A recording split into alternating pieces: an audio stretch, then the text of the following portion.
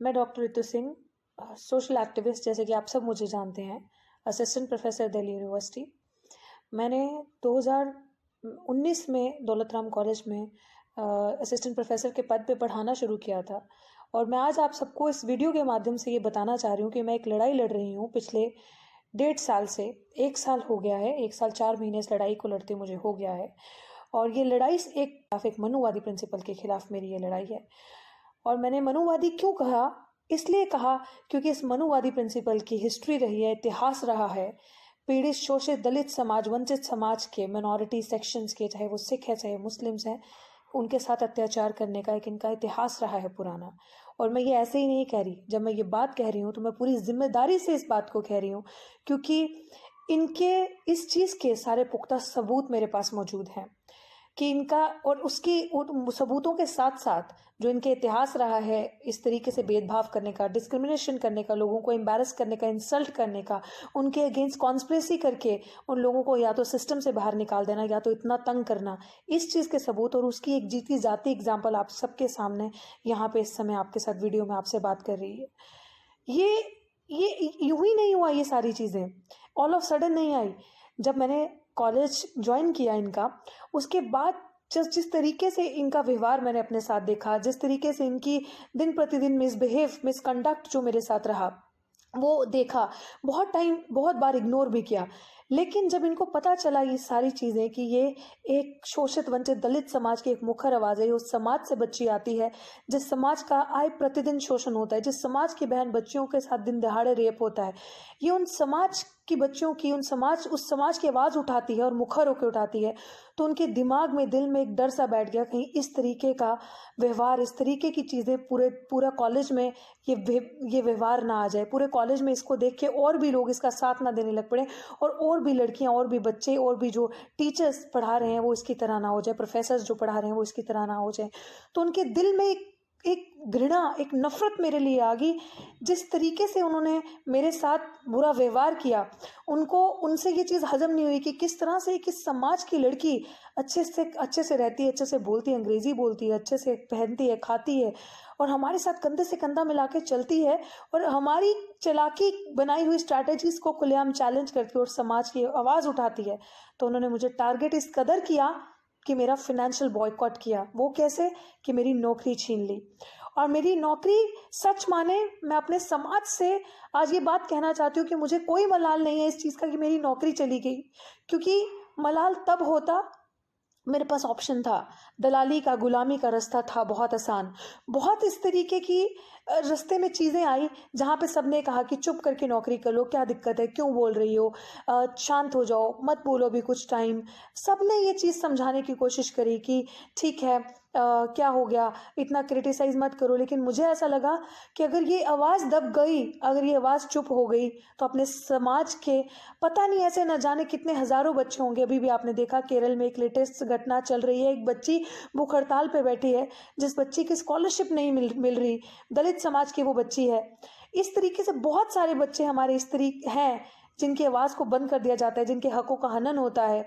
और वही एक लाइव एग्जाम्पल, लिव्ड एग्जाम्पल आप सबके सामने थी, रोहित वेमुला और पायल तड़वी। तो वो दुखद घटना से शायद अभी हम उबर नहीं पाए, अभी भी उन बच्चों को इंसाफ नहीं मिला है हमारे समाज के। वही एक मिसाल आप सबके सामने बैठी है। तो मैं अपने समाज के जो बड़े चेहरे हैं, जो बड़े प्रतिनिधित्व करते हैं जो हमारे समाज का, मैं उन सबके सामने गुजारिश करना चाहती हूँ कि कहीं डॉक्टर रित्तू की आवाज़ भी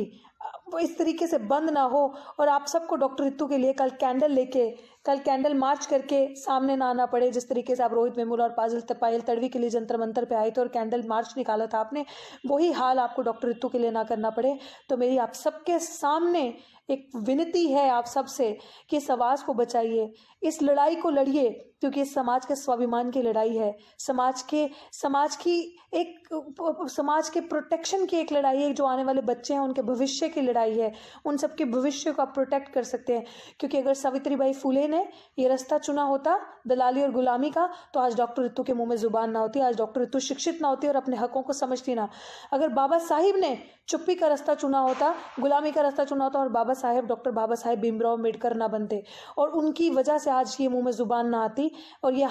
अपने हक हकूक की लड़ाई समझ ना आती। तो यहाँ पे दिल्ली विश्वविद्यालय में आई हूँ, पढ़ी हूँ, लिखी हूँ, अपने हकों को समझा है, और बहुत सारी ऐसी महिलाएं हैं जो दिन प्रतिदिन मुझे बच्चियां मैसेज करती रहती हैं कि आप हमारा हौसला, आप हमारी हिम्मत है। लेकिन इस हिम्मत को, इस हौसले को आप सब टूटने ना दें। तो मेरे समाज के हर उस बच्चे से, हर उस बुजुर्ग से, हर उस बड़े से, हर उस पढ़े लिखे तबके से ये मेरी हाथ जोड़कर विनती है, क्योंकि इस आवाज़ की कहीं सुनवाई नहीं हो रही, कोर्ट में भी सुनवाई नहीं हो रही, क्योंकि कोर्ट भी जो फैसला सुना रहा है वो एक तरफ का पक्ष का फैसला सुना रहा है। कोर्ट मेरे पास जो पुख्ता सबूत मौजूद हैं, जो मेरे खिलाफ कॉन्स्पिरेसी हुई है, उस सारी चीज़ों के एक सवाल के जवाब के सबूत मेरे पास हैं। मैं उन सब सबूतों को आप सबके सामने रखना चाहती हूँ। आपको पता चलेगा कि कितना मजबूत मेरी लड़ाई है और कितनी सच्चाई है इस बात में। आप सबके आगे मेरी अंत में यही विनती है कि इस आवाज़ को बचाएं, डॉक्टर रितु की आवाज़ को बचाएं, और आने वाली हर उस बच्ची की आवाज़ को बचाएं जिसका शोषण होता है, जिसके साथ इस तरीके से जातिगत भेदभाव होता है, खुलेआम गुंडागर्दी होती है, और जिसको इस सिस्टमैटिक तरीके से बाहर निकाला जाता है। अगर आप इस आवाज़ को बचाएंगे, सच की आवाज़ को, तो ये दिल्ली विश्वविद्यालय में सिर्फ एक की लड़ाई नहीं, पूरे समाज की लड़ाई होगी। और पूरे समाज के बच्चे सर उठाकर अपनी जो शॉर्टफॉल और बैकलॉग की सीट्स हैं, जो हज़ारों के हिसाब से पड़ी हैं इस यूनिवर्सिटी में, बहुत सारी ऐसी यूनिवर्सिटीज में पड़ी है, लेकिन दिल्ली विश्वविद्यालय की अगर मैं पर्टिकुलर बात करूं तो आपको घर से लोग ढूंढते थक जाओगे, इतनी सीटें आपकी हैं जो NFS करके आप ही के समाज के बच्चों को निकाल दिया जाता है, नॉट फाउंड सूटेबल करके निकाल दिया जाता है। वो बच्चे, वो लोग जिनकी सीटें यहाँ पे पड़ी हैं, उसकी लड़ाई भी हम सबको मिलकर लड़नी है। समाज का सर इस तरीके से झुकने ना दें, ताकि जीते जी जब आपको कोई गुहार लगाता है कि वो जातिगत भेदभाव का शिकार है, उसके साथ डिस्क्रिमिनेशन हो रहा है, उसका फाइनेंशियल बॉयकॉट हो गया है, उसको मेंटली हरास किया जा रहा है,